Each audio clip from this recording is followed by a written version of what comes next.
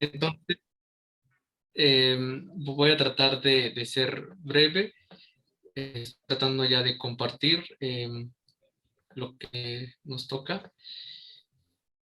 Y pues creo que ya. Hoy entonces veríamos... tienen que cargarse casi todas las... Tendríamos que abordar entonces hoy la unidad número 3, que tiene que ver con la espiritualidad litúrgica. Durante este espacio vamos a considerar nosotros los lugares litúrgicos, algunos gestos y símbolos que utilizamos en la liturgia, los libros litúrgicos, los objetos litúrgicos, y si no da tiempo, aunque esto pues no es muy esencial, sería también la cuestión de este del canto litúrgico. Entonces, déjenme ver para poder...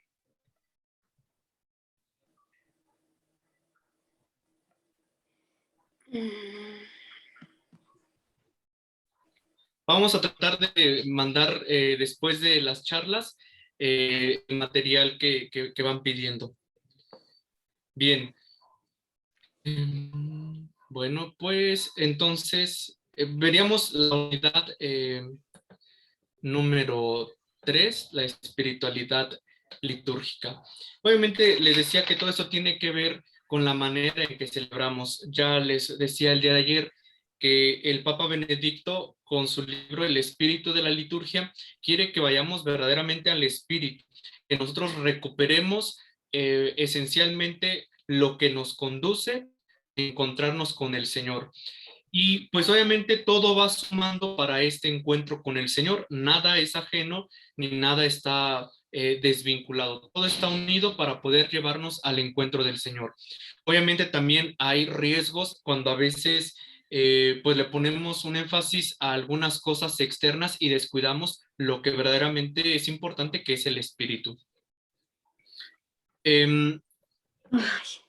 Vamos entonces a considerar ahora algunos gestos y símbolos que desde la primera comunidad cristiana se fueron utilizando. Este es un fresco de las catacumbas que están en Roma y ahí se refleja precisamente al orante, se le conoce así como el orante, que es un personaje que está con las manos levantadas en señal de oración. Y ahí se encuentran otros personajes en este fresco de las catacumbas. Nuestra liturgia muchas veces es tachada de verbalista, es decir, se va a enfatizar mucho la palabra y hablar y hablar y hablar, centrada en el exceso del libro y la palabra. Por eso, pues se nos dice que somos una religión del libro. Sin embargo, la liturgia es de por sí una celebración en que prevalece el lenguaje de los símbolos. Desde que nosotros entramos a un templo, desde que iniciamos la Santa Misa, como lo veíamos el día de ayer, desde ahí nuestro cuerpo y todo lo que nos conecta a nuestro alrededor nos lleva al encuentro del Señor, nos lleva a celebrar el misterio. Un lenguaje más intuitivo y afectivo es también un lenguaje más poético y gratuito. No es solo concepto, ni tiene como objeto solo dar a conocer algunas cosas, sino la liturgia es una acción, un conjunto de signos performativos que nos introducen en comunión con el misterio, que nos hacen experimentarlo más que entenderlo. Por eso tenemos que tener esta sensibilidad litúrgica para poder poner todos nuestros sentidos al servicio también de la liturgia y que esos nos lleven al encuentro con el Señor. Las celebraciones sacramentales no habría que verlas solo desde la perspectiva de signos, por muy eficaces que se quiera, sino de símbolos o acciones simbólicas. El signo de por sí apunta a una cosa exterior a sí misma. Por ejemplo, el humo indica la existencia de fuego y el semáforo verde nos hace saber que ya podemos pasar. El signo no es lo que significa, sino que nos orienta de un modo más o menos informativo hacia la cosa significada. Es una especie de mensaje que designa o representa otra realidad. El símbolo, por tanto, es un lenguaje mucho más cargado de connotaciones. no solo nos informa, sino que nos hace entrar ya en una dinámica propia. El mismo es ya de alguna manera la realidad que se representa, signo y símbolo. La inmensa mayoría de las acciones simbólicas con que expresamos los cristianos esta nuestra relación con Dios y con la misma comunidad son heredados de la revelación o de la tradición más antigua de la iglesia. Pero a su vez, tanto Cristo como la iglesia primitiva no es que se inventaran estos signos, sino que los tomaron de la vida misma, como lo vimos desde la primera charla, y del lenguaje más accesible y expresivo de la humanidad. Por ejemplo, todos entienden lo que significa y realiza el baño con agua, o la comida, o la bebida en común, o los beneficios de la unción o del masaje con aceite. Todos entendemos eh, estos elementos, todos entendemos estas acciones simbólicas. El hecho de bañarnos en un río, por ejemplo, cuando vamos de paseo al campo, o el hecho de reunirnos a comer con la familia, con amigos, con conocidos, todo eso está tomado de la vida cotidiana y se integra a la liturgia para poder acercarnos al misterio. Hay muchas clases de signos y gestos simbólicos en la liturgia, vinculados al cuerpo humano, que también habla y expresa las actitudes más íntimas. Cosas materiales de las que nos servimos para expresar lo que nuestros ojos, nuestras manos o nuestras palabras no pueden decir. Todo va a hablar en la liturgia. Por eso, los 5 sentidos están en función de la liturgia.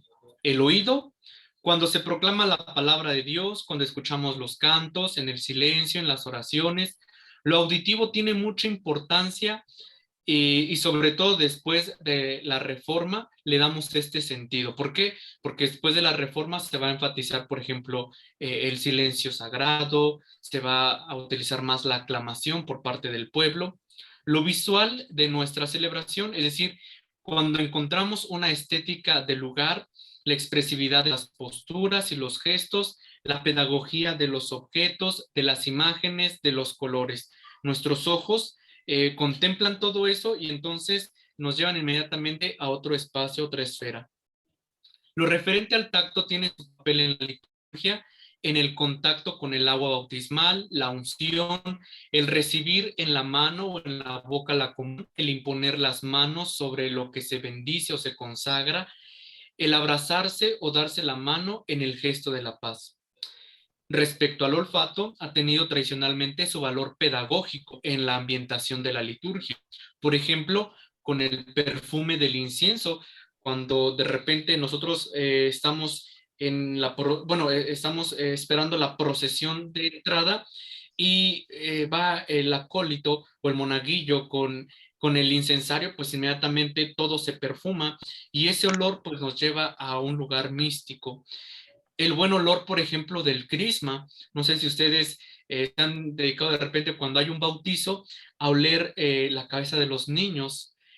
¿Por qué? Porque pues obviamente como ha sido ungido con el crisma, pues se le queda el olor. O también la tradición del besamanos, cuando después de que un sacerdote era ordenado se le besaban las manos que habían sido ungidas anteriormente. Y entonces, pues uno se acerca a las manos del sacerdote recién ordenado y olía precisamente el crisma. O los óleos que se utilizan para las diferentes unciones, así como el de las flores con que se adorna el altar o el lugar de la celebración. Sabemos que es fiesta patronal porque el templo se inunda con olor de flores. El Papa Benedicto también en uno de sus libros sobre la liturgia, precisamente él dice, ese recuerdo del Corpus Christi, porque dice que aún él, pues ya en su adultez, el olor lo tiene muy presente, dice él, del incienso, de las flores de nardos que se colocaban en las casas para adornar los hogares cuando pasara el Santísimo. Y entonces, Pues imagínense, si eso logró en una persona que años después se acordara del Corpus Christi, pues nosotros también, ¿no? Muchos dicen, ah, pues las flores de muerto, ¿verdad? Porque nos recuerdan a esta época del año. El gusto también tiene su relieve precisamente en el sacramento central, porque Cristo quiso darse como pan para ser comido y vino para ser bebido, cuando a veces tenemos la oportunidad de comulgar bajo las dos especies. Entonces, los cinco sentidos están al servicio de la liturgia. Ahora vamos a ver los signos centrales de cada sacramento, o de algunos sacramentos más bien. Por ejemplo, el baño del bautismo.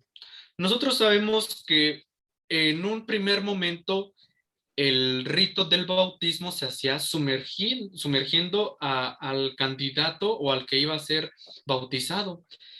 Inclusive la arquitectura de los templos antiguos de los siglos cuarto, quinto en adelante llegaban a tener una especie de pila, y de ahí su nombre, de pila bautismal o de piscina, con 3 escalones, donde el que iba a ser bautizado descendía o bajaba esos 3 escalones, era sumergido en el agua y salía por otros 3 escalones. Es decir, tenía un significado bien importante. ¿Por qué? Porque simbolizaba que aquella persona moría, bajaba para morir, y una vez sumergido, ahí moría con Cristo para resucitar con Cristo, y entonces nuevamente volvía a subir en esos 3 escalones, que era la fe, la esperanza y la caridad. Por eso la imagen que les ilustro aquí en las iglesias orientales aún se sigue sumergiendo a la criatura que va a recibir el bautismo como este signo precisamente del baño bautismal.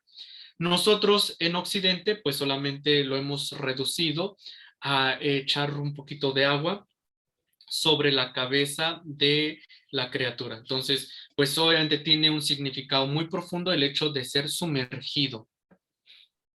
La unción como masaje que impregna y fortalece, encontramos varios tipos de unciones. La unción de los enfermos, cuando un sacerdote es ordenado, en el caso de los obispos, o inclusive también en la confirmación. También entonces ahí encontramos el tacto, el olfato y varios sentidos que nosotros ponemos al servicio de la liturgia. El pan y el vino de la Eucaristía como verdadera comida. De hecho, les decía que se recomienda que el pan que se va a consagrar sepa verdaderamente a eso, a pan. ¿Por qué? Porque entonces nosotros al probarlo vamos a estar sabiendo que lo que estamos recibiendo es verdadero pan de vida, y que lo que se ha consagrado como vino es la sangre de Cristo. Ahora vamos a ver algunos símbolos litúrgicos. Por ejemplo, la luz. La luz también se utiliza en la liturgia, desde la noche de la luz o la vigilia pascual. Cristo, que es luz del mundo, y que precisamente los creyentes ofrecen el cirio pascual en la vigilia, llamada también así, la vigilia pascual. Y entonces, este cirio, pues como dice el pregón pascual, se le consagra a Cristo, se le colocan los clavos y va a estar siempre junto al ambón, y después del tiempo de la Pascua se va a colocar cerca de la pila bautismal. Entonces, esta luz precisamente nos representa a Cristo, luz del mundo, que viene a iluminar la noche que se encuentra en tinieblas. Pero también la luz la encontramos en la fiesta de la Navidad, y previamente a eso nosotros tenemos eh, algo que también nos ayuda a recordar un poquito esta pedagogía, que es la corona de Adviento, que la vamos encendiendo poco a poquito, una velita, 2 velitas, 3 velitas, 4 velitas, hasta que vemos que nuestra corona está completamente iluminada y que nuestro hogar se ilumina con el nacimiento de Cristo, que es el sol que nace de lo alto. También utilizamos la luz en la fiesta de la presentación del Señor. De hecho, a esa fiesta se le conoce como la fiesta de las candelas. ¿Por qué? Que tiene que ver con las velas.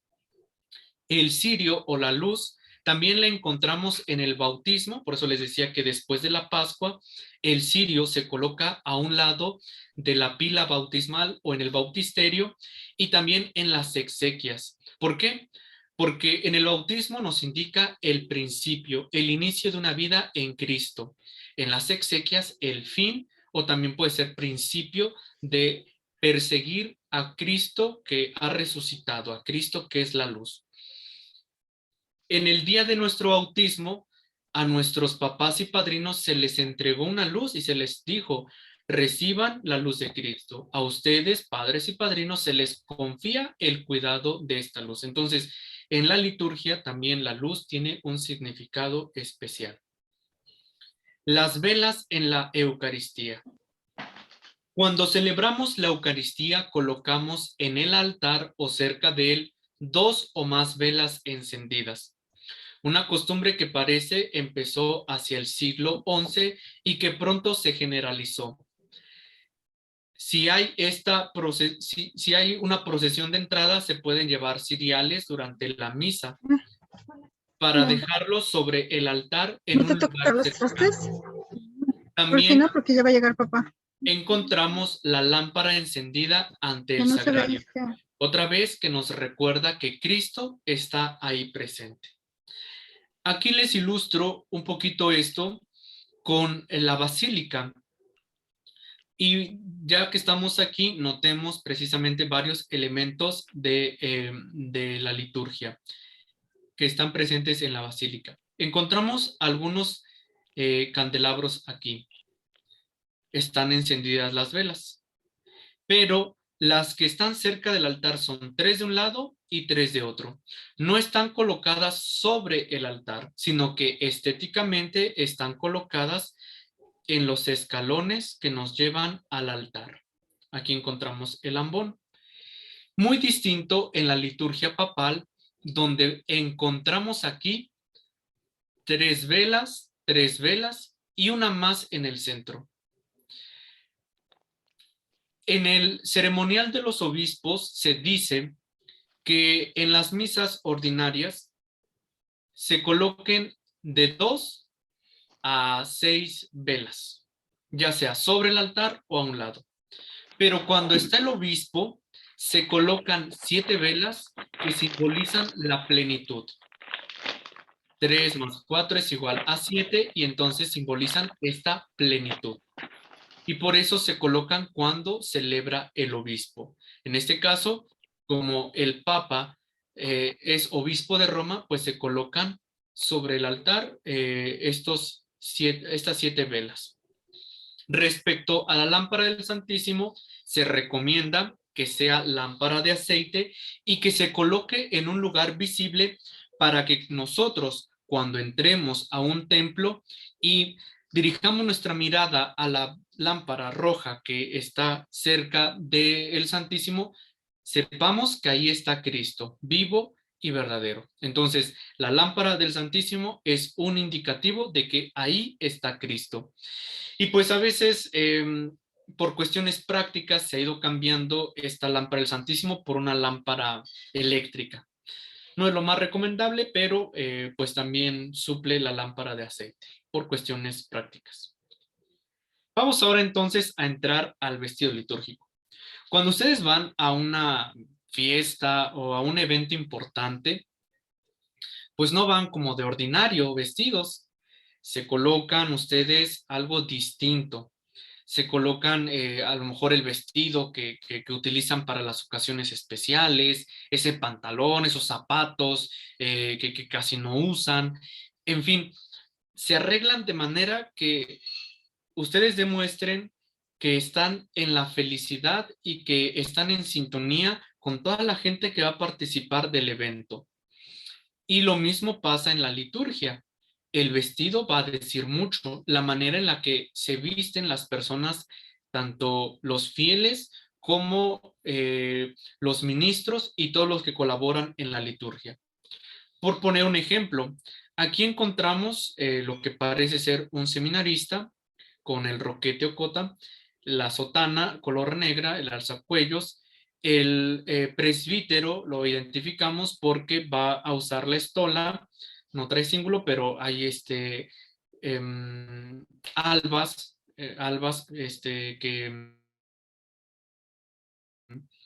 que ya tienen incluido un cordón para poder amarrar el alba.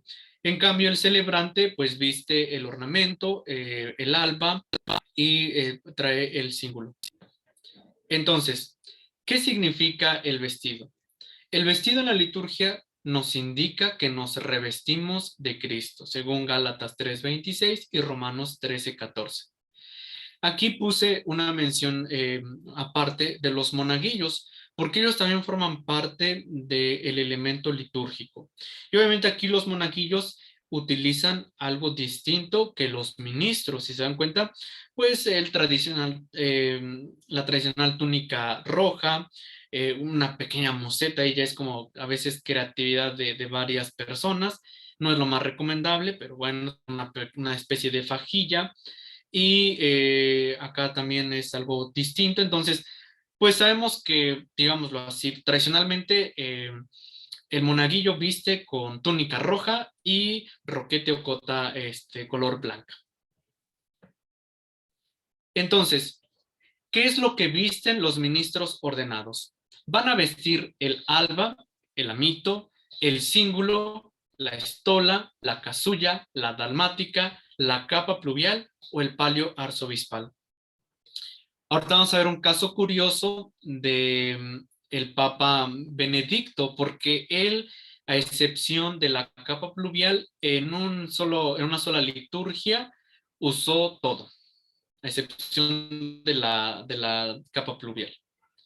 Vamos a ver entonces. Aquí este ministro ya vistió el amito, es como una especie de tela con unos cordoncitos que cuelgan y se coloca, bueno, en el rito tradicional se coloca primero en la cabeza y después en la espalda, se besaba y entonces se empezaba a amarrar de forma cruzada hasta llegar a amarrarlo enfrente. Y el alba, aquí está el alba, que pues color blanca. Eh, eh, la tela rectangular, el amito, era para cubrir la ropa que se trajera abajo, por decirlo de alguna manera, es decir, la ropa secular. Y entonces, para que impidiera que se viera la ropa secular, se utilizaba el amito. El rito extraordinario se sigue utilizando y algunos sacerdotes lo siguen usando. No ha quedado fuera de uso, aún se sigue usando. Y el alba. También se coloca el cíngulo en la cintura, que tiene pues una especie de significación que es se ciñe a la voluntad de Cristo. Y entonces se reviste del alba color blanca para iniciar una función sagrada, una función sacerdotal.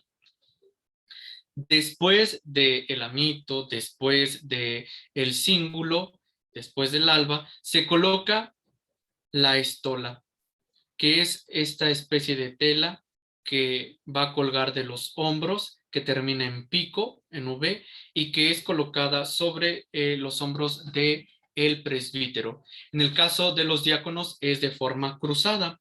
¿Qué simboliza en el presbítero? Simboliza el poder que ha recibido de Cristo para actuar en nombre de Cristo. Y aquí tenemos la casulla o el ornamento. Les pongo aquí la imagen del Papa Benedicto porque él retomó o sacó a uso nuevamente varios ornamentos litúrgicos antiguos que no quedaron en desuso, simplemente ya no se usaron. Por ejemplo, él aquí está utilizando, no sé bien el nombre de esta prenda litúrgica, pero él utilizó varias veces esta prenda litúrgica, utilizaba el ornamento, utilizaba la dalmática, utilizaba el alba, el cíngulo y el amito. Aquí sobresale el amito. Entonces, esa es como una manera de ver los ornamentos. Pero está también el ornamento tradicional o más gótico, neogótico. Acá se le conoce popularmente como las guitarritas, que en realidad es una planeta, pero pues digámoslo así, ha ido evolucionando también las vestimentas litúrgicas y estas han llegado pues hasta nuestros días. Ninguno de los dos ha quedado en desuso, alguien puede usar las famosas guitarritas o las planetas y no hay ningún problema. Aquí, por ejemplo, encontramos la dalmática, es, digamos, una especie de ornamento, pero con mangas, ajá, un poquito más alargada, con esta forma, casi siempre tiene esta forma, la dalmática, y la usan los diáconos. En el rito también la puede usar el obispo, puede usar dalmática, entonces vayamos como en orden. Lo primero que se pone es el amito, después el alba, después se ciñe el cíngulo, después el obispo puede usar una dalmática y después de la dalmática se coloca el ornamento. ¿Por qué el obispo? Porque pues tiene la plenitud del sacerdocio, entonces lo puede usar el obispo. Pero pues de ordinario los obispos visten solamente el amito a veces, el alba, el cíngulo, la estola y la casulla u ornamento. La capa pluvial, aquí por ejemplo vemos la capa pluvial que pues su nombre lo recoge de ahí, que era una especie de capa que servía para cubrirse de la lluvia y que después se fue retomando en la liturgia cristiana. Todos los ornamentos que tenemos, se tiene que decir, que tienen este origen pagano, porque en la cultura o dentro de la organización romana, pues los senadores vestían con alba, es decir, el emperador tenía también algunas prendas que usaba y esas fueron retomadas o se fueron introduciendo para la liturgia cristiana.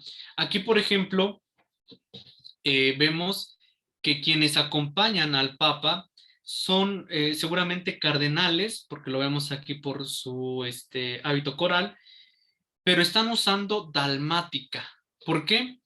Porque ellos tienen ahí dentro de la estructura vaticana la función de la diaconía y entonces pues utilizan estas dalmáticas. En cambio el Papa, bueno, pues sin caer como en que entra en controversia después de que el Papa Francisco no usó los zapatos rojos, bueno, pues aquí vemos al Papa con el alba, con la estola y el amito y la capa pluvial. El palio arzobispal. El palio arzobispal es esta tela que va a ser colocada igual sobre la persona que lo recibe. Lo reciben los arzobispos metropolitanos y lo reciben en función de la comunión con Cristo. Tiene algunas cruces y se le colocan una especie de clavos que simbolizan también los clavos de Cristo. Entonces, eso quiere decir que están en comunión con el Papa y que ellos van a estar a cargo de las arquidiócesis metropolitanas. Lo reciben en algunas ocasiones de manos del Papa o el Papa se los envía y los reciben en una celebración especial por el nuncio apostólico, que es el representante del Papa en cada país. Por ejemplo, aquí la ilustración que les pongo es del arzobispo de Toluca recibiendo el palio arzobispal de manos del nuncio apostólico. Esto, como dato curioso, se elabora de lana de corderos que se le presentan al Papa en la fiesta, si no estoy mal, el 21 de enero en la fiesta de Santa Inés. Al Papa se le llevan en una canastita unos corderos, los bendice el Papa, esos corderos son llevados a un monasterio y después las hermanas de la lana trasquilan las ovejitas y ya de ahí elaboran estos palios arzobispales. Se bendicen en la fiesta de los apóstoles Pedro y Pablo y en ese día el Papa se los entrega. Aquí yo les decía el día de ayer que el palio arzobispal en el rito oriental se utiliza de esta manera. Regreso a la imagen. En el rito occidental es circular, es como un círculo y con un pendiente de un lado, de la parte de enfrente y otra de atrás. Por eso se coloca así, miren, así. Pero en Oriente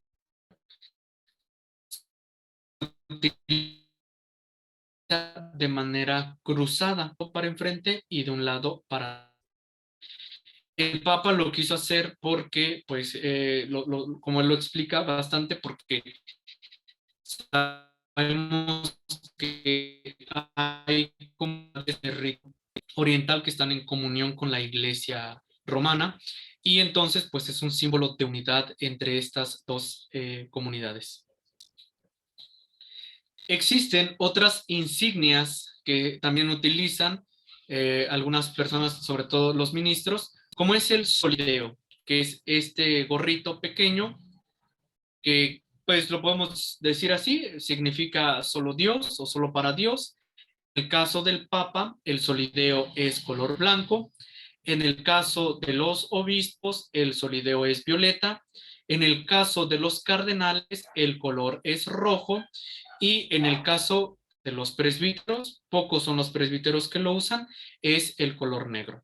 Esto es por la función que tienen en la iglesia. Sacerdote, obispo, cardenal, papa. Con todo esto, platicaba un poquito con Fray Iván esta situación. En el caso de los vestidos litúrgicos, habría que evitar dos extremos. La supervaloración cuasi idolátrica de la liturgia y de todo lo que pueda simbolizar, utilizarse y todo, y el abandono o el menosprecio de su función pedagógica. Esta manita yo no la puse y así estaba en la imagen, para que luego no me digan que yo la ando poniendo manita abajo. Así apareció la imagen. ¿Por qué? Porque nos podemos ir al extremo. El extremo de solamente usar la estola sin nada más, porque como dice el sacerdote, que le da el poder y ejerce en nombre de Cristo, y entonces al utilizar la estola, está ejerciendo en nombre de Cristo, pues entonces la estola solamente. El otro extremo sería utilizar una capota como de 20 metros, 6 metros, no sé cuánto, y utilizar todo esto y los zapatitos, color así como no sé qué, y bueno, todo esto. Entonces, se podría caer en los dos extremos. Es bien cierto, no tenemos nosotros que ponerle mucha atención a eso. Sí, es un elemento pedagógico, pero no con esto se quiere decir que es lo único y exclusivo. Que si el sacerdote no utilizó un ornamento con hilos de oro ahí bordados, pues no importa. Si tiene un ornamento más sencillo, pues qué mejor, ¿no? Lo importante es que se celebre con la dignidad, pero tampoco era en el extremo de decir, ah, no, pues hoy que celebramos así en el suelo, pues para entrar como en onda con todos y ser una iglesia pues así abierta y una iglesia de los pobres. No, no, no. Hay modos también de cómo celebrar. Y aun cuando estén todos los elementos, esto pues le resta dignidad a la liturgia. Pero también esto a veces nos hace solamente quedarnos en lo externo y en decir, no, pues lo que cuenta es si se le colocó más metros a la capa de el cardenal o si los zapatitos fueron de color dorado y los quería rojos o o costó más la dalmática y yo quería una más cara, etcétera. Pues no, en eso no radica la espiritualidad de la liturgia ni el espíritu de la liturgia. Tiene que ir más allá. Todo esto nos tiene que llevar precisamente al encuentro, a adentrarnos al misterio. Al Papa Benedicto lo criticaron mucho porque decían, bueno, es que viste de oro y todo lo que usa es de oro y no sé qué. Y en realidad lo único que hizo el Papa Benedicto fue usar varias cosas que están en los museos o que están en la sacristía más bien, que se tienen en la sacristía, forman parte de la historia de la iglesia, las mitras, en el caso del Papa, él utiliza la férula, no utiliza el báculo. Ahorita vamos a ver un báculo en el caso de los obispos. Y lo único que hizo fue retomar esto. Por ejemplo, ¿alguien se acuerda de esta férula? ¿De quién era? ¿O quién la usaba? ¿Nadie se acuerda?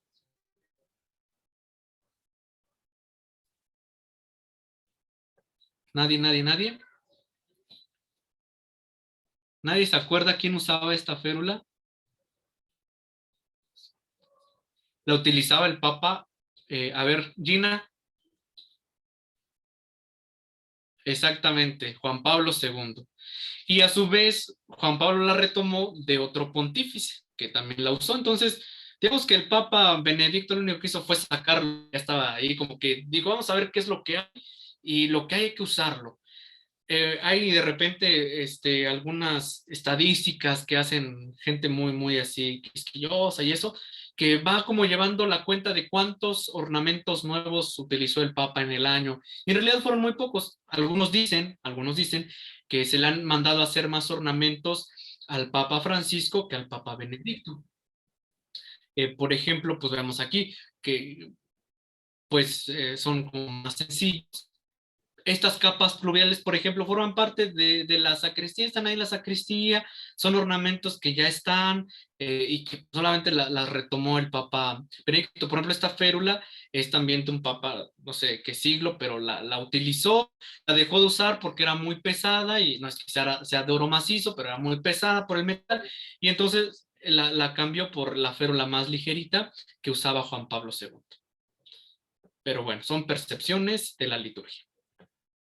Bien, bueno, seguimos entonces. Respecto a las imágenes que también forman parte de la liturgia, que también nos adentran al misterio, como en el Antiguo Testamento, en el siglo octavo y noveno, la postura iconoclasta se entiende como una reacción contra el peligro o la realidad en ciertas ocasiones de absolutizar las imágenes. Así como, pues, quien saca de contexto el texto del Éxodo, donde se dice precisamente que, este, que están prohibidas las imágenes y que el Señor prohíbe que se elabore de aquello que está bajo la tierra, se elaboren imágenes, pues entonces pues, ahí muchos, sobre todo hermanos separados, pues obviamente sacan de contexto esto. Entonces, también en el siglo octavo, la comunidad o la iglesia oriental entró en este conflicto es decir, estaban en contra de las imágenes. Y por eso en las iglesias ortodoxas encontramos los iconos solamente pintados, no hay bultos, o sea, no hay imágenes de bulto. En el siglo XVI fueron también los reformadores protestantes los que de nuevo mostraron un rechazo absoluto de toda imagen en el culto cristiano. Ya ni siquiera los de las iglesias ortodoxas, sino todas las imágenes, los protestantes las vieron. Pero las imágenes nos llevan al encuentro del Señor. Por ejemplo, el nacimiento de Belén o pesebre, costumbre muy popular desde que el año 1223 lo preparara por primera vez San Francisco de Asís, nos lleva a encontrar en este acontecimiento la sencillez de su simbolismo, que nos lleva precisamente a adentrarnos al misterio de la encarnación. Esa es la intención que tiene, que el Belén, por muy sencillo que sea, nos lleva a decir, Cristo nació pobre en un pesebre. Yo no he visto ningún nacimiento en donde al niño se le ponga una cuna de oro, así. Siempre se le coloca paja, se le coloca algo muy sencillo, un pañalito, pues para significar eso, o sea, para darnos a entender que el Señor nace pobre en medio de los pobres. Entonces, por eso las imágenes nos llevan a esto. Sí, está el riesgo de cuando pues nos importa más vestir a la imagen fulana, sultana, perengana y entonces le queremos poner telas y más telas y más telas y nos olvidamos de lo esencial. Nos olvidamos que hay gente que pasa hambre, nos olvidamos que hay gente que necesita la ayuda a veces y que a veces nosotros nos enfocamos más en ver otros aspectos de las imágenes más que ver al hermano. Ahora vamos entonces al tema de los colores litúrgicos.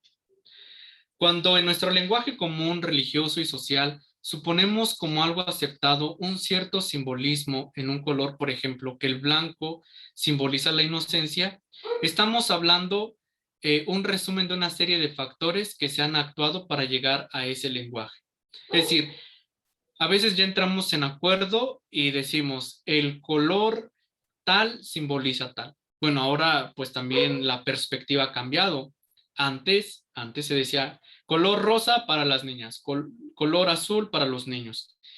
Y entonces cuando ya se entra en un acuerdo, pues a veces también los colores nos van advirtiendo de muchas cosas. Ya sabemos, por ejemplo, que el color rojo en un semáforo es alto, o que cuando está un amarillo con un símbolo ahí de prevención, pues quiere decir deténgase o tenga cuidado porque hay peligro. En fin, los colores ya nos van alertando. El rojo, por ejemplo, pues luego nos recordamos la sangre, y entonces los colores ya también de una manera pedagógica nos van enseñando.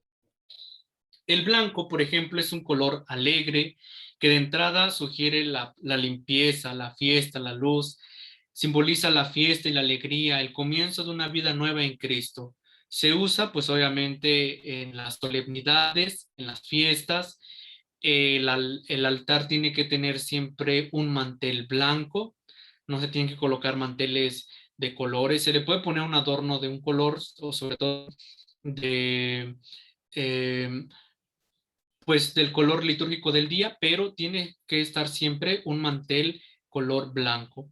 El día de nuestro bautismo se nos colocó una vestidura blanca que decía, ahora son revestidos de Cristo. Entonces simboliza también la presencia del Señor en nuestras vidas. El negro, ahí vemos a Papa Juan Pablo II, por el contrario, es la negación del color, a pesar de la nobleza que puede también comportar, pues obviamente el negro también es elegancia, pero entre nosotros es típicamente el color del duelo y la tristeza.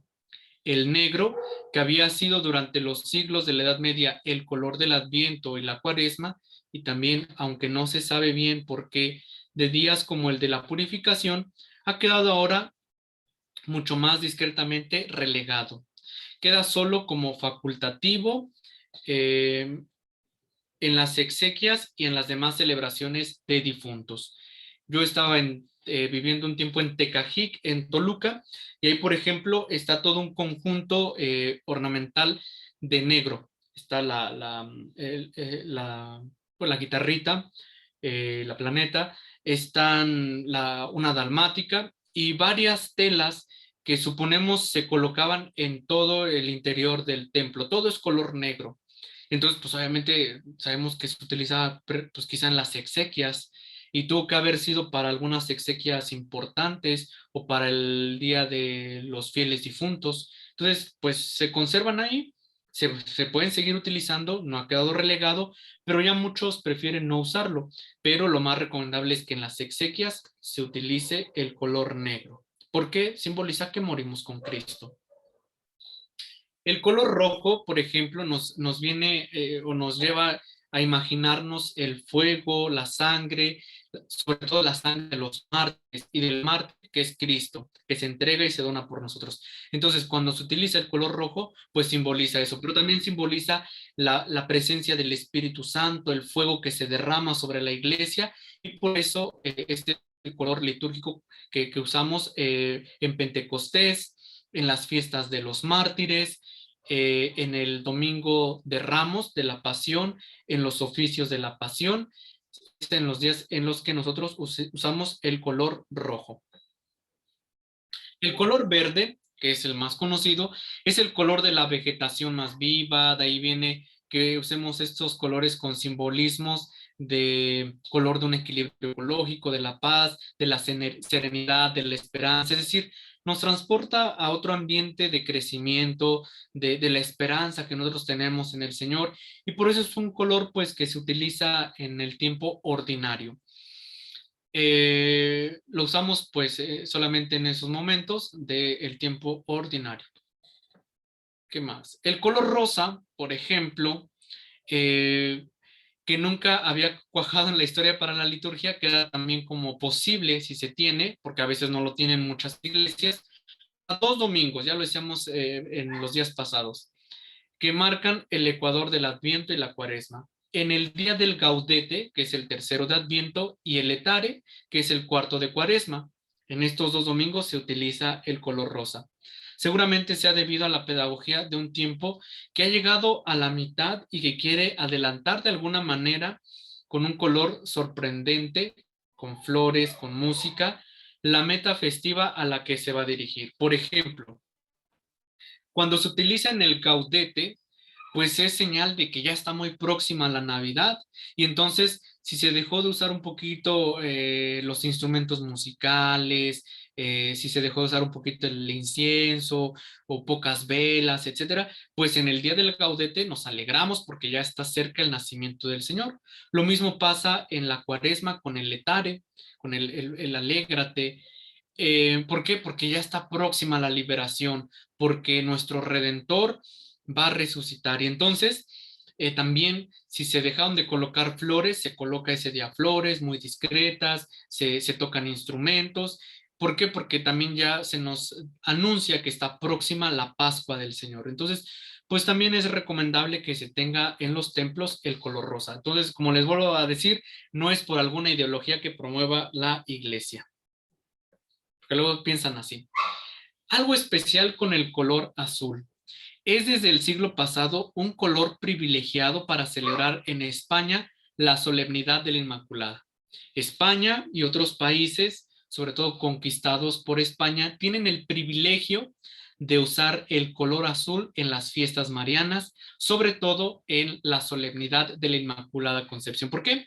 Pues porque muchos españoles, sobre todo el clero, los reyes, defendieron mucho el dogma de la Inmaculada Concepción. Entonces, en ese sentido, se les dejó este privilegio de poder utilizar el color azul para España y para algunos países conquistados por España. En el caso de México, México cuenta con ese privilegio de usar el color azul, que es el color mariano.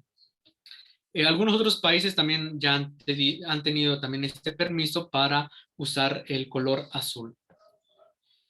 Hay otros colores, por ejemplo, el dorado, que también se simboliza la solemnidad, se utiliza también en esos momentos. Muy raro, un color naranja, pero muy, muy raro, solamente de repente cuando la creatividad litúrgica inspira a algunos como que una especie de rojo, pero no es ni rojo, no es ni dorado, es como un color naranja. Pero el dorado, muchas veces, pues los presbíteros dicen, bueno, el blanco o el dorado suple cualquier color que no se tenga. Pues tal vez sí, pero pues, lo recomendable es que se tengan los colores litúrgicos, porque así entonces entramos en la pedagogía. Y entonces, algo que decía Edgar al inicio, entonces, ¿cómo saber qué estamos celebrando? Pues fíjense qué color de ornamento está usando el presbítero o el celebrante, porque entonces ahí estaremos sabiendo si se trata de una solemnidad, sabremos si se trata de tiempo ordinario, si se trata de algún mártir, si se trata de la Inmaculada Concepción o si se trata de alguna exequia. Otros elementos usados, por ejemplo, es el fuego. Sabemos que en la vigilia pascual pues se enciende el fuego nuevo, que simboliza que el ardor de Dios. El incienso es un buen olor y en la liturgia, al igual que en otras reuniones humanas, produce agrado, simboliza el buen olor de Cristo, así como el afecto, la fe y la oración que los cristianos queremos expresar ante Dios. Indica la actitud de oración y elevación de la mente hacia Dios, recordando el Salmo 140 que dice, suba mi oración como incienso en tu presencia. Lo volvemos a recordar, se utiliza entonces en la liturgia, en la procesión de entrada, cuando se va a incensar el altar, el Cristo, la Virgen, el santo patrono del lugar. Se lleva también en procesión para cuando se va a leer el Evangelio, cuando se va a proclamar el Evangelio. Quien proclama el Evangelio va a incensar el evangeliario. Después se va a utilizar en las ofrendas, nuevamente recordando esto, suba mi oración como incienso en tu presencia, que nuestra ofrenda sea llevada hasta Dios, y entonces se utiliza ahí en las ofrendas, se inciensa al celebrante principal, al presidente, a los concelebrantes, si hay, al pueblo también se va a incensar, y en la consagración también se va a utilizar cada vez que se eleve el pan o el vino. Y entonces ahí está el incensario ilustrado y a un lado la naveta. Incensario, naveta. La naveta es donde se va a contener el incienso, que es resina. Ya también hay varias marcas, hay varios productos que encontramos, lo más recomendable que sea de carbón o de pastilla, porque ya pues la modernidad nos ha alcanzado y de repente ya hay incensarios eléctricos, ¿no? Donde ya no usas carbón, ya no usas pastillas, ya solamente ahí como con resistencias y se va quemando el incienso. Aquí encontramos ay, se me fue el nombre. Si alguien lo sabe y lo puede escribir en el chat. Ese está en Santiago Compostela. Cuando el Papa visitó Compostela, eh, pues se echa a andar, digámoslo así. No es un incensario grandotote o un turiferario grandotote. Bueno, la persona que lo lleva es el turiferario. No es un incensario grandote, bueno, no recuerdo el nombre. Si alguien lo sabe, pues lo puede colocar aquí en el chat. Bueno, seguimos. Las Perdóname, funciones. Fede, se llama Botafumeiro. Es el Botafumeiro, sí, sí, sí. Entonces, precisamente es ese, vean ahí el video en YouTube de cuando el Papa visitó Santiago Compostela y pues lo echan a andar muy bonito, muy solemne. Se dice, como hay en las leyendas negras, que la función era que pues aromatizara la Catedral de Santa Compostela, porque si ustedes saben, muchos peregrinos van hacia ese lugar, saliendo desde varios lugares de Francia o de España, y hacen lo que se llama el Camino de Santiago. Entonces, los peregrinos de la Edad Media, pues días sin bañarse, entonces llegaban todos sudados y se reunían ahí a la Santa Misa, y entonces pues se tenía que aromatizar un poquito el ambiente. Se dice que ahí surgió, pero bueno, pues ya tiene otros significados, pero es icónico ahí en Compostela y solamente ya se echa a andar en la solemnidad del apóstol Santiago. Bueno, vamos a las unciones. Nuevamente tenemos varias unciones. En el caso del bautismo, en el caso de la confirmación, en el caso de los enfermos, se unge. Pero también se va a ungir el altar cuando se consagra y entonces se le va a colocar el crisma para significar que le pertenece a Cristo. Igual pueden ver el video en YouTube de la consagración del altar de la Sagrada Familia en Barcelona de Gaudí, que es una obra arquitectónica en verdad espectacular. Ahorita que entremos un poquito al tema arquitectónico, en verdad la Sagrada Familia es toda una mistagogía, es toda una teología que habla, una teología litúrgica que habla por sí misma. Entonces, el altar fue consagrado, aun cuando no se ha terminado la Sagrada Familia en Barcelona, el Papa en su visita consagra, entonces también unge y también coloca incienso sobre el altar después de que ha sido ungido. Como les decía, se colocan las reliquias y pero se unge. También se ungen, de repente he visto que se ungen las imágenes, los templos nuevos que se construyen y que se bendicen, consagran, se van a ungir las paredes de los templos nuevos. En el caso de los obispos también son ungidos, de los presbíteros, entonces tenemos diferentes unciones. Ahora vamos a entrar al tema de las posturas corporales, porque como decíamos también el cuerpo habla.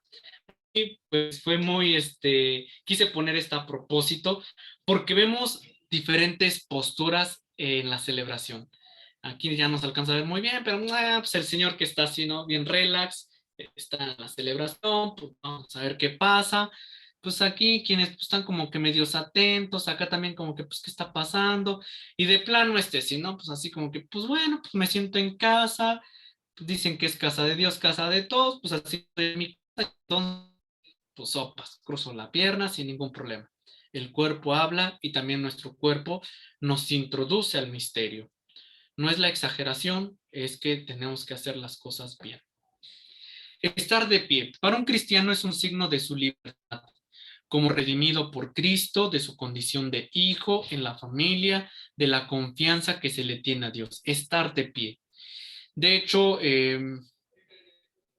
por ejemplo, en el tiempo de la Pascua, cuando se va a entonar la letanía de los santos, por lo regular nos ponemos de rodillas porque estamos haciendo la invocación, ¿no?, de los santos.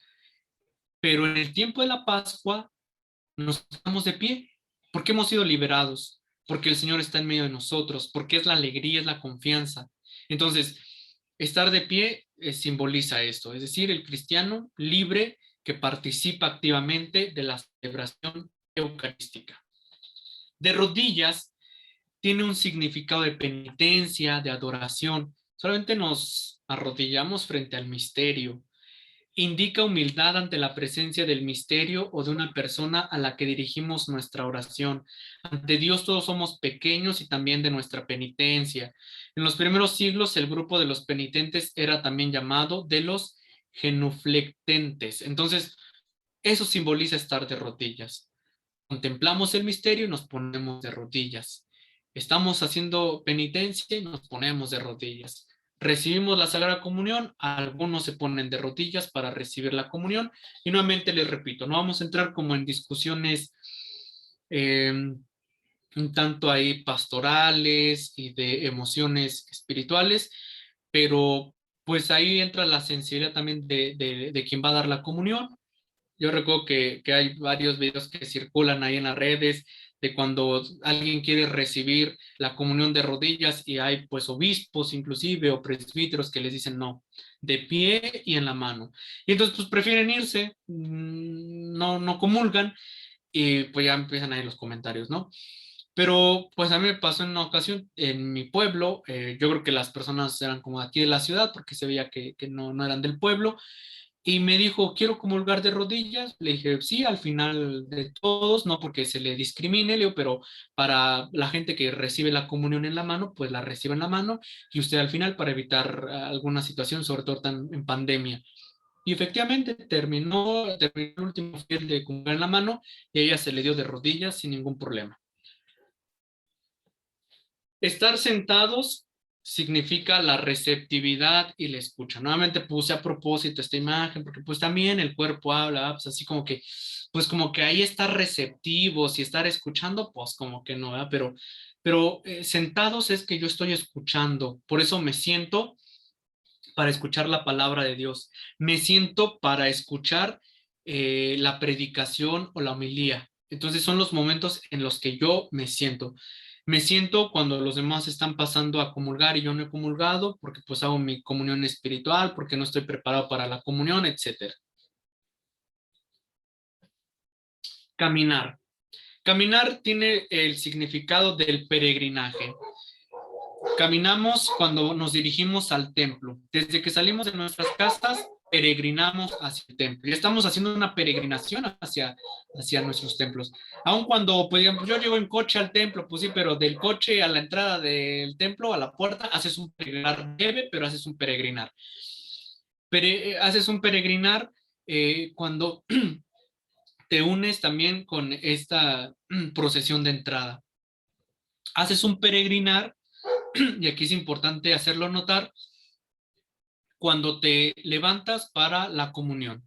Mucha gente dice, no, pues mejor me espero hasta el último, así como que ya cuando vea que son 5, ahí yo me levanto. No.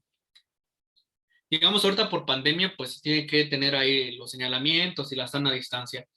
Pero cuando sea posible, que tengamos este signo de el peregrinar, que nosotros nos formemos para ir a peregrinar para recibir el pan eucarístico. Ese es el simbolismo que tiene el hecho de yo formarme. No es que, pues, como en las tortillas, pues me espero hasta que me toque. No, es que vas peregrinando también para recibir el cuerpo de Cristo. Y entonces por eso pues no es muy válido, por llamarlo de alguna manera, que te esperas así como que ya cuando falten 2, me levanto y como estoy hasta atrás, pues hasta casi que le corro porque pues si no ya me quedé sin comulgar. El hecho de formarse tiene este sentido también de caminar y peregrinar.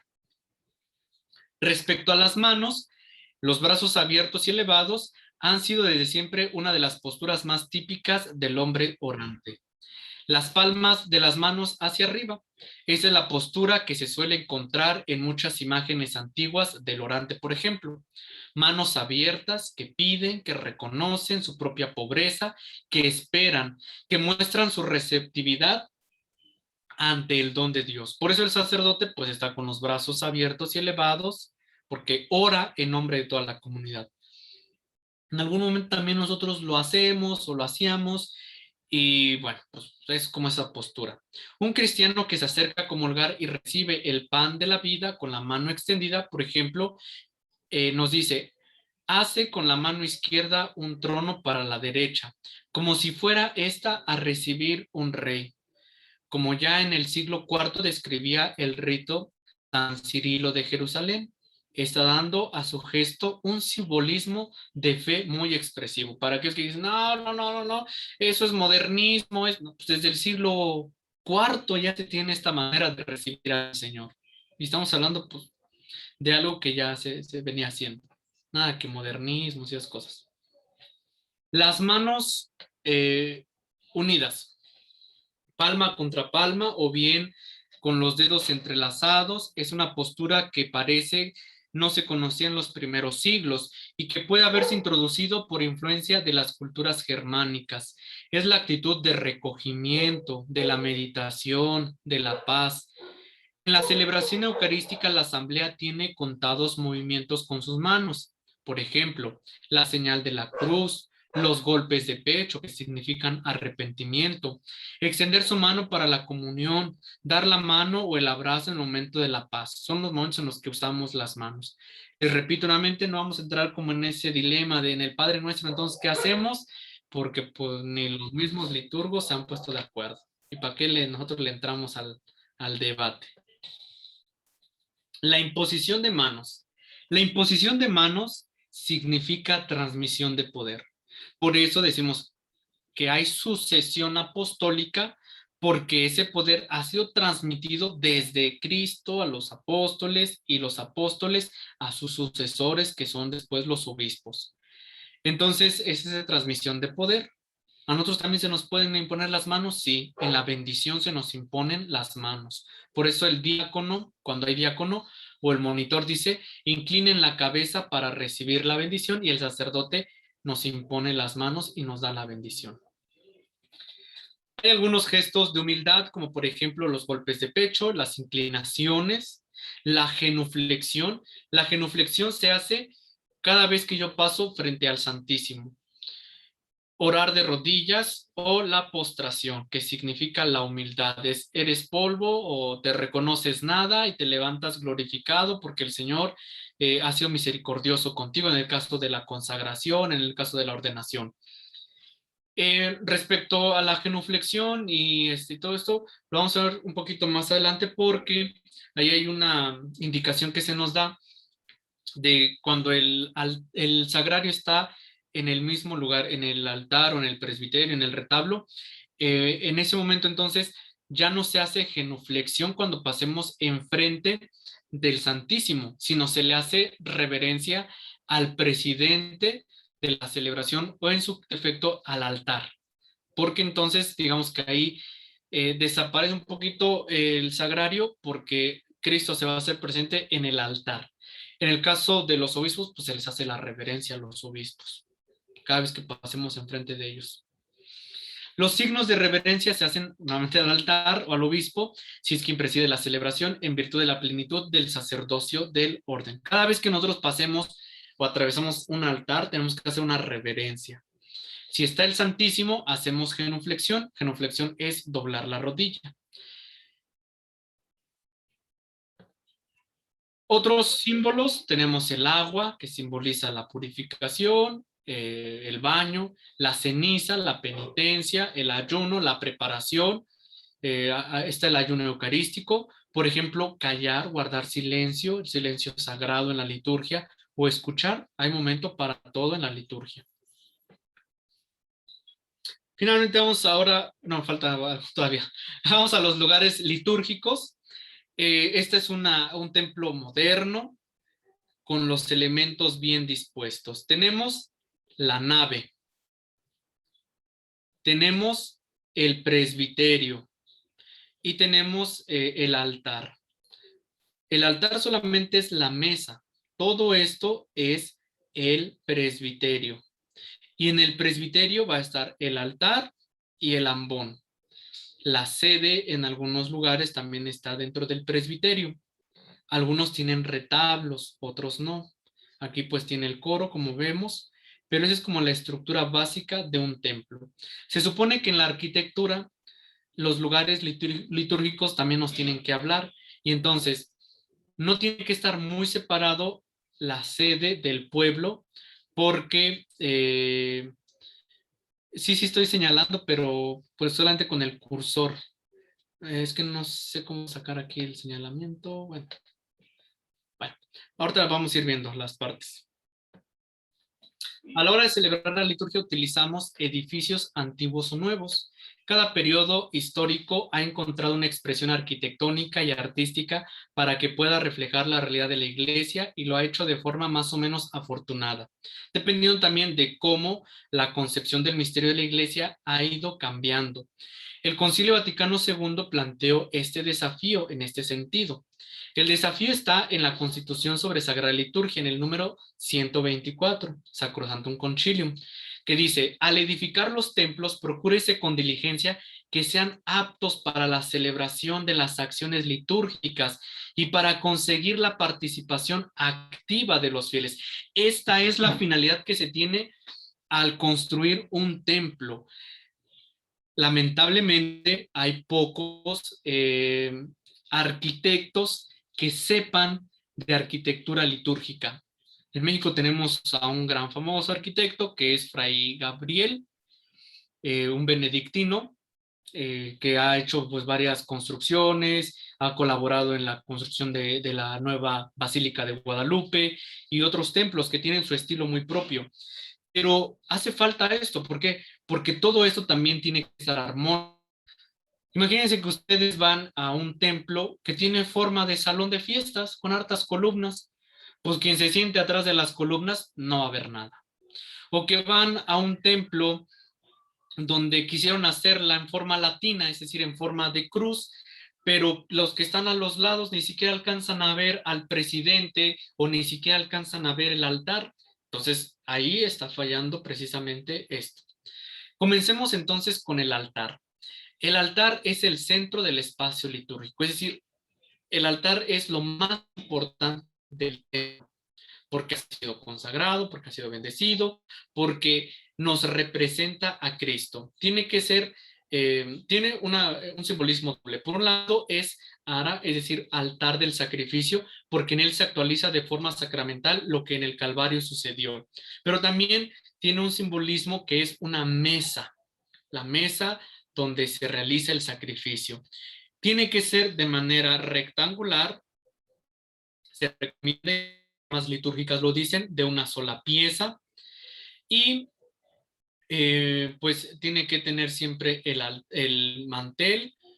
La única vez que se descubre el altar es después de la celebración de la Cena del Señor del Jueves Santo. Después se desnuda el altar, dice la norma litúrgica, y en los oficios de la pasión se coloca el altar para la comunión y se vuelve a desnudar. ¿Por qué? Porque no hay sacrificio, no se está celebrando ningún sacrificio.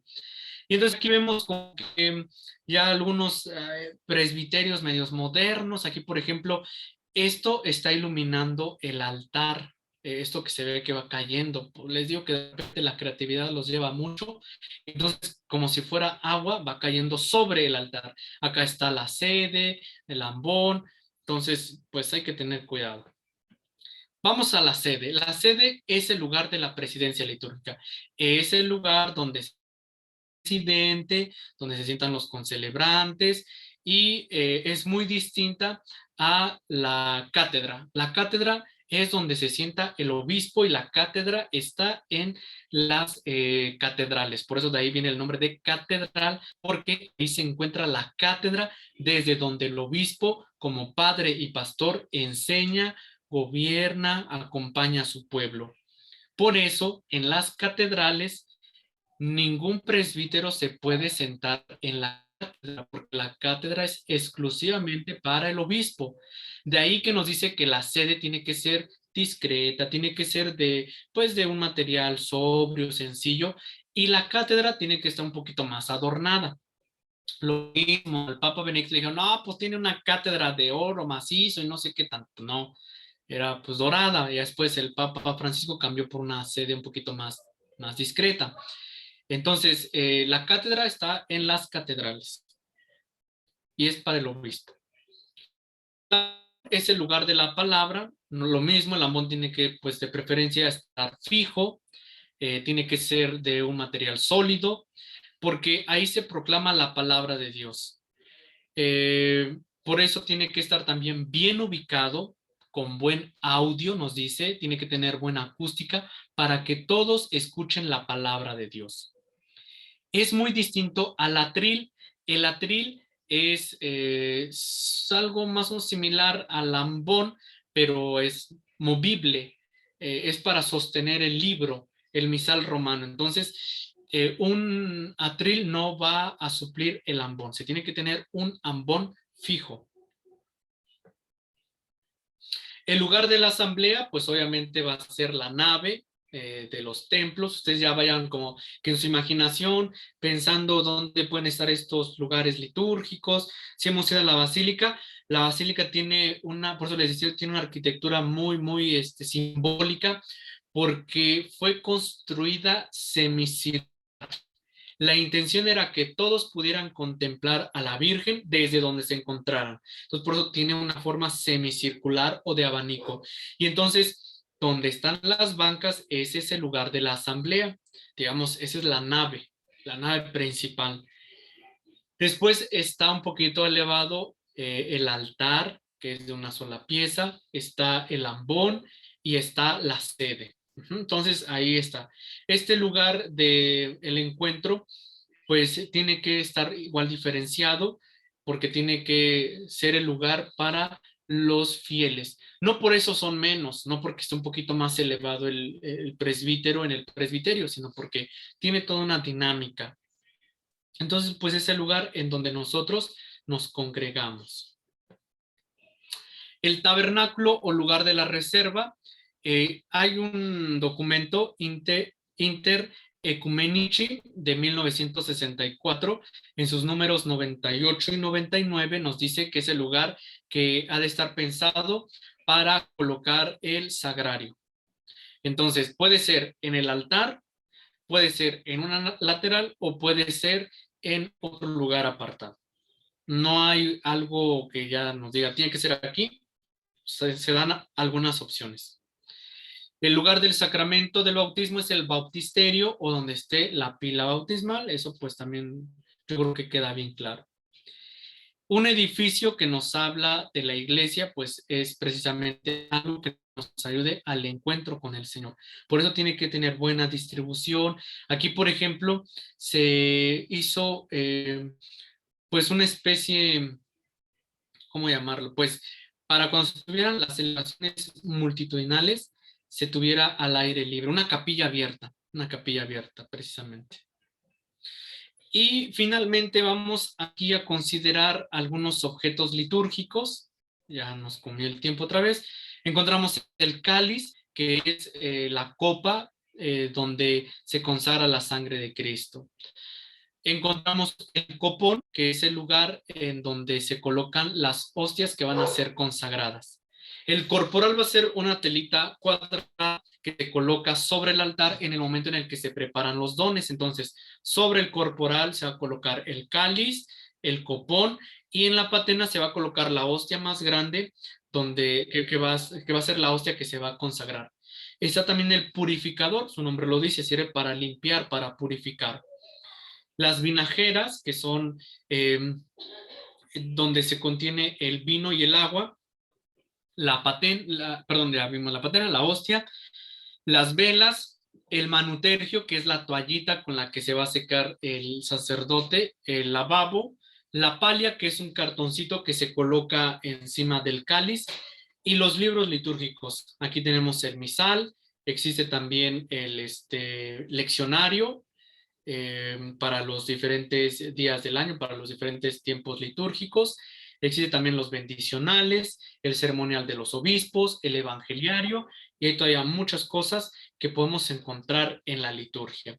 Y entonces es así como nosotros pues encontramos toda una pedagogía en lo que existe en las iglesias. Nada es ajeno, todo suma, todo nos ayuda a entrar al misterio, todo nos lleva al encuentro con el Señor de alguna u otra forma. Por eso nuestros sentidos tienen que estar siempre bien dispuestos para poder entrar en esta dinámica litúrgica, que ya como nos decía el Papa Benedicto, para encontrar el verdadero espíritu de la liturgia. Pues bueno, ha sido nuevamente un recorrido muy así a la carrera, pero pues abrimos el espacio nuevamente para algunas cuestiones. Aquí me habían puesto algo, dice, a ver, dice. Los iconos ortodoxos entonces tienen detrás toda una preparación espiritual, sí, lo decíamos ayer, y conocimiento. En cambio, nos hemos encontrado algunas imágenes en nuestros templos que algunas dan miedo y no inspiran en el caso de las esculturas. Pues sí, esto sin lugar a dudas, eh, yo creo que es algo que ha perdido de vista el rito latino porque pues lo de, no, vamos a vender, ¿no? A vender imágenes, ¿no? En el caso de los ortodoxos, inclusive tú le dices a un ortodoxo que pinta, no sé cómo se le puede llamar, a la persona que pinta, pero tú le dices, píntame un icono y véndemelo, él te va a decir no, porque no se vende, no se comercializa con eso. Te lo va a regalar si él quiere, no es que te lo pidas, en algún momento te lo va a regalar si es que eres alguien cercano al pintor sagrado. Entonces, por eso tienen toda una liturgia también ellos de preparación, de encuentro, ayuno, por ejemplo, y saben ya lo que van a pintar. Y por eso la inspiración les llega y por eso los iconos son obras de arte verdaderamente hermosas, con toda una teología detrás de eso. De hecho, por eso para ellos cada icono es una teología. Es una, ahí nos habla de muchas cosas. Cada vez que uno contempla un icono, tiene que ser un poquito de la teología para entender por qué puso el agua, por qué algunas iniciales, etcétera. Adriana, ¿escuchamos? Right. Yo mi pregunta es, ¿la capa pluvial, esa es de un color específico o hay distintos tipos de colores? Por lo regular es color dorado, Dorado. porque es como la que se utiliza para, es dorada o blanca. Pero pues cuando ya se tiene el presupuesto y cuando son grandes catedrales ya de tradición y todo eso, pues ya van teniendo como de diferentes colores según el tiempo litúrgico. Si nosotros vemos un poquito la liturgia del Vaticano, pues tienen todos los colores. De hecho, les recomiendo que sigan los videos de liturgia papal, lo pueden buscar así en Facebook, liturgia papal, porque ahí ya han hecho toda una serie de videos y van así igual por secciones, de repente están reflexionando sobre los ornamentos, de repente reflexionan sobre las partes de la misa, sobre los lugares litúrgicos, y ahí nos ilustran mucho en esos videos, son videos breves de 2, 3 minutos, que se llaman así, liturgia papal. Creo que ahorita es de lo más encontrar, que no se va a los extremos y nos ilustra muy bien eso, pero por lo regular es color blanca o dorada.